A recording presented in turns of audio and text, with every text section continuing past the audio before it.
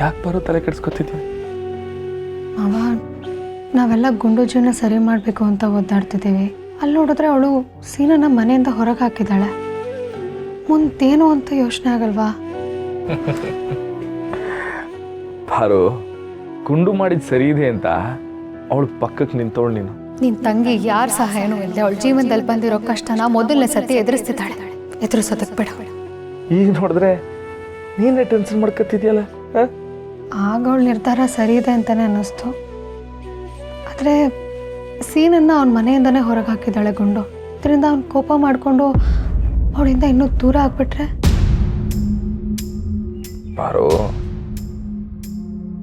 ಅವನು ವಾಪಸ್ ಬಂದೇ ಬರ್ತಾನೆ ಅನ್ನೋ ನಂಬಿಕೆ ಮ್ಯಾಕೆ ನನ್ನ ತಂಗಿ ಅವನ್ನ ಹೊರಗಡೆ ಹಾಕಿರೋದು. ಅದು ಅಲ್ಲದೆ ಅಪ್ಪನ ಮ್ಯಾಗ ಕೈ ಮಾಡಕ್ ಹೋಗೋನೆ ಅಂದ್ರೆ ನಮ್ಗೆ ರಕ್ತ ಕುದೀತದ ಪಾರು. ಅದಕ್ಕೆ ನಮ್ ಗುಂಡು ಹಿಂಗೆ ಮಾಡೋಳೆ. ಅದರಲ್ಲಿ ನಂಗೆ ತೆಪ್ಪೇನು ಕಾಣ್ತಾ ಇಲ್ಲ. ನೋಡ್ತಾ ಇರಪ್ಪ, ಅಮ್ಮ ಕಾಳಪ್ಪ ಅವಳೆ. ಅವನು ತಿದ್ಕೊಂಡು ವಾಪಸ್ ಬಂದೇ ಬರ್ತಾನೆ. ಆದರೂ ಮಾವ, ಗುಂಡು ಹತ್ರ ನಿರ್ಧಾರ ತಗೊಳ್ಳೋದಕ್ಕೆ ಡಬಲ್ ಗುಂಡೇನೆ ಬೇಕನ್ಸುತ್ತಲ್ಲ. ಆದ್ರೂ ಈ ಪರಿಸ್ಥಿತಿನ ಬೆಂಕಿ ಉಪಯೋಗಿಸ್ಕೊಂಡು ಸೀನನ್ ತಲೆ ಕೆಡಿಸಿದ್ರೆ ಸಾಕು. ಬಾರೋ, ಇವತ್ತು ಸೀನನ್ ಫೋನಿಂದನೇ ನನ್ನ ಪಿಂಕಿಗೆ ಫೋನ್ ಮಾಡಿಸಿ ಇನ್ಮ್ಯಾಕೆ ಸೀನನ್ ಭೇಟಿ ಮಾಡಬಾರ್ದು, ಮಾತಾಡಬಾರ್ದು ಅಂತ ಹೇಳಿದ್ದೆ. ಸೀನಂದುವೆ ಫೋನಿಂದ ಈ ಸಿಮ್ಮನ್ನೆಲ್ಲ ಕಿತ್ತಾಕಿ ಹೊಸ ಸಿಮ್ ಹಾಕಿದ್ದೆ. ಹೀಗೆ ನೋಡಿದ್ರೆ ಅದು ಯಾವ ಪ್ರಯೋಜನವೂ ಇಲ್ಲ ಅನ್ಸುತ್ತೆ. ಅದೇನಾದರೂ ಆಗಲಿ ಬಿಡು ಮಾವ. ನಮ್ಮ ಗುಂಡು ನಮಗೆ ಮಾತು ಕೊಟ್ಲಲ್ಲ, ಅದೇನೇ ಆದರೂ ಸೀನನ್ನ ವಾಪಸ್ ಕರೆಸಿ ಮಾದಪ್ಪ ಅಂಕಲ್ ಹತ್ರ ಕ್ಷಮೆ ಕೇಳಿಸಿ ಅವ್ನ ಮತ್ತೆ ಮನೇಲಿರೋ ಥರ ಮಾಡ್ತೀನಿ ಅಂತ. ಆ ಮಾತನ್ನ ನಿನ್ನ ಕಣ್ಣಲ್ಲಿರೋ ನಂಬಿಕೆ ನೋಡಿ ನನಗೂ ನಂಬಬೇಕು ಅಂತ ಅನ್ನಿಸ್ತು. ಮಾತಾಡೋ ಕಾಣೆ ಮಾಡಿ ಹೇಳ್ತೀನಿ ಕೇಳು ಪಾರು. ನನ್ನ ತಂಗಿ ಕೊಟ್ಟಿರೋ ಮಾತು ದಿಟ ಆಯ್ತು ಪಾರು. ಯೋಚನೆ ಮಾಡ್ಬಿಡ.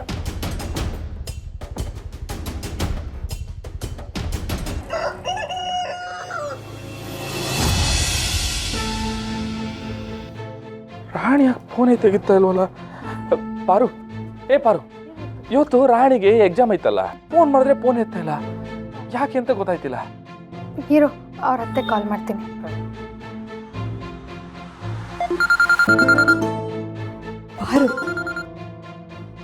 ಹಲೋ, ಹೇಗಿದೆಯಮ್ಮ? ಅದೇನೋ ನೆನೆಸ್ಕೊಂಡು ಫೋನ್ ಮಾಡಿಬಿಟ್ಟಿದ್ಯಾ? ಹ್ಞೂ ಆಂಟಿ, ಸ್ವಲ್ಪ ಬ್ಯುಸಿ ಆಗೋಗ್ಬಿಟ್ಟಿರ್ತೆ, ಅದಕ್ಕೆ ಕಾಲ್ ಮಾಡೋಕ್ಕಾಗಲಿಲ್ಲ. ನಮ್ಮ ರಾಣಿ ಕಾಲ್ ಮಾಡ್ತಿದ್ದೀವಿ ಅವಾಗ್ಲಿಂದ. ಅವಳು ಕಾಲ್ ರಿಸೀವ್ ಮಾಡ್ತಿಲ್ಲ. ಯಾಕಂటే ಎಲ್ಲಿದ್ದಾಳು ಅವಳು? ಓ, ರಾತ್ರಿ ಎಲ್ಲ ಓದ್ತಾ ಇದ್ಲು ಪಾಪ. ನೋಡ್ತೀನಿ ರಮ್ಮ. ಹಾಂ, ನೋಡಿ. ರಾಣಿ, ರಾಣಿ, ಹೇಳಮ್ಮ. ಅತ್ತೆ,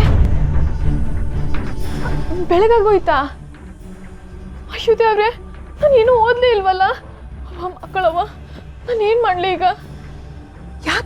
ಯಾಕೆ ಇಷ್ಟೊಂದು ಹೆದರ್ಕೋತಾ ಇದೆಯಾ? ಪರೀಕ್ಷೆ ಬರೆಯೋದಕ್ಕೆ ಇನ್ನೂ ಬೇಕಾದಷ್ಟು ಸಮಯ ಇದೆ. ಏನು ಹೆದರ್ಕೋಬೇಡ. ಅಯ್ಯೋ, ರಾಣಿ ಯಾಕೆ ಕಳ್ತಿದ್ದಾಳೆ? Aunty, aunty. ಅತ್ತೆ, ಯಾರ ಫೋನಲ್ಲಿ? ನಿಮ್ಮ ಅತ್ತಿಗೆ ಫೋನ್ ಮಾಡಿದ್ದಾಳೆ. ಅಳ್ತಾ ಇದ್ದಾಳಂತ? ಯಾಕತ್ತೆ? ಇರೋ 5 ನಿಮಿಷ ಇರು, ನಾನು ಈಗಲೇ ಬರ್ತೀನಿ. ಮಾಸಿಗೆ ಮಾವ, ನೀನು ಯಾಕೆ ಗಾಬರಿ ಆಗ್ತಿದ್ಯಾ? ಅವಳು ಪರೀಕ್ಷೆ ಬರೆಯಕ್ಕೆ ಹೋಗದೆ ಮಲ್ಕೊಂಬಿಟ್ಟಿದ್ದಾಳೆ ಅಂತ ಅಳ್ತಿದ್ದಾಳೆ ಅಷ್ಟೇ. ಏನೂ ಆಗಿಲ್ಲ, ನಾನು ಮಾತಾಡ್ತೀನಿ. ಅಲೋ ಅತ್ಗೆ. ಹಲೋ ರಾಣಿ. ಅತ್ಗೆ, ನಾನೇನು ಓದಲಿಲ್ಲ, ಮಲಗ್ಬಿಟ್ಟಿದ್ದೆ.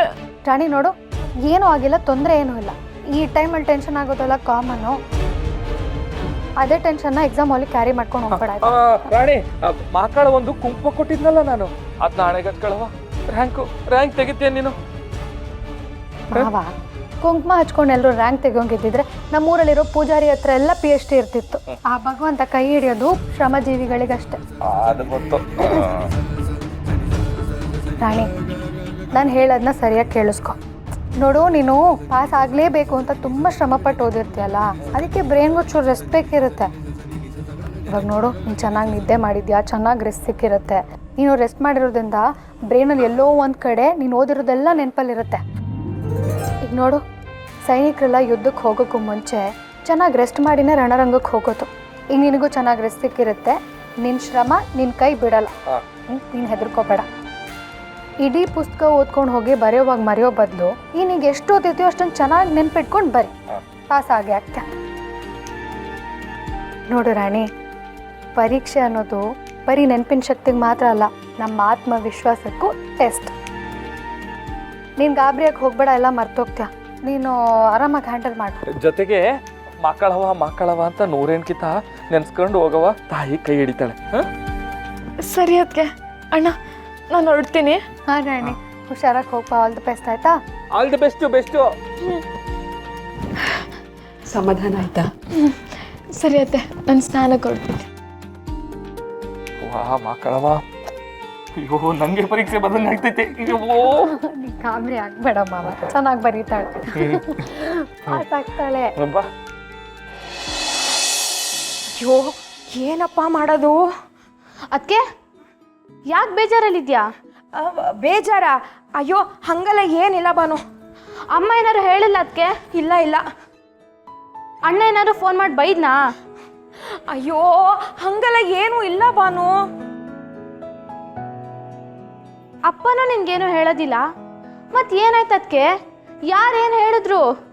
ಅವ್ರ ಹೆಸರು ಹೇಳು ಸಾಕು, ಅವ್ರಿಗೇನು ಮಾಡಬೇಕು ಅಂತ ನಾನು ಡಿಸೈಡ್ ಮಾಡ್ತೀನಿ.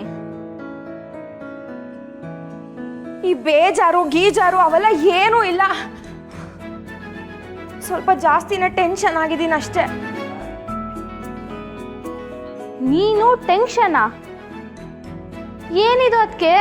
ಅಲ್ಲ, ಯಾರಿಗೇನೇ ಬೇಜಾರಿದ್ರು ನೀನು ಮಾತಲ್ಲೇ ನಗಿಸಿ ಎಲ್ಲ ಕ್ಲಿಯರ್ ಮಾಡ್ತಿದ್ದೆ. ಅಂಥದ್ರಲ್ಲಿ ನೀನೇ ಟೆನ್ಷನಲ್ಲಿ ಇದೆಯಾ ಅಂದರೆ ನನಗಂತೂ ನಂಬಕ್ಕೆ ಆಗ್ತಾ ಇಲ್ಲ. ಓ ಬಾನು, ನಿಜವಾಗ್ಲು ಯಾಕೋ ಸ್ವಲ್ಪ ಜಾಸ್ತಿನೇ ಟೆನ್ಷನ್ ಆಗ್ತಾ ಇದೆ ಇವತ್ತು. ಅಂಥದ್ದು ಏನಾಯ್ತು ಅದಕ್ಕೆ? ರಾಣಿಗೆ ಇವತ್ತು ಎಕ್ಸಾಮು. ಅವಳು ರಾತ್ರಿ ಎಲ್ಲ ಓದ್ಕೊಳ್ಳೋದ್ರ ಬದಲು ಹಾಗೆ ನಿದ್ದೆ ಮಾಡಿಬಿಟ್ಟಿದ್ದಾಳಂತೆ. ಅವಳು ನನಗೋಸ್ಕರ ಮನೆಗೆ ಬಂದಿದ್ಲು, ಅದಕ್ಕೋಸ್ಕರನೇ ಅವಳಿಗೆ ಓದೋಕ್ಕಾಗಲಿಲ್ವೇನೋ ಅಂತ ತುಂಬ ಬೇಜಾರಾಗ್ತಾ ಇದೆ. ಏನು ಮಾಡಲಿ ಅಂತಲೇ ಗೊತ್ತಾಗ್ತಾ ಇಲ್ಲ, ಅದಕ್ಕೆ ತುಂಬ ಟೆನ್ಷನ್ ಆಗೋಗಿದೆ. ಅಯ್ಯಯ್ಯೋ, ಇವಾಗ ಏನು ಮಾಡ್ತಾಳೆ ರಾಣಿ ಅಕ್ಕ?